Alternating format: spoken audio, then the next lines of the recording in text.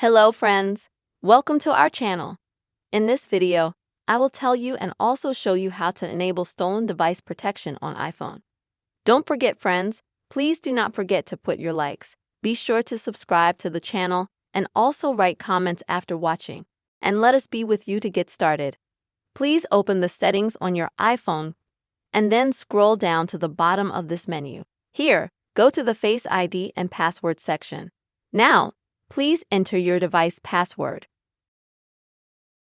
Next, you will need to scroll down the menu. And here, find the option which is called Theft Protection. Go to that option.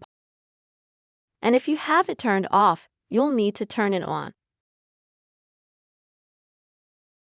After that, I also recommend that you switch to the Always section, the next option.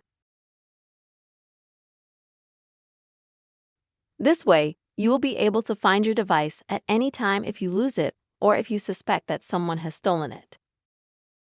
That's how quick and easy you can enable stolen device protection on your iPhone. I really hope you found the video helpful. Don't forget to put your likes and also write your comments. See you soon, friends.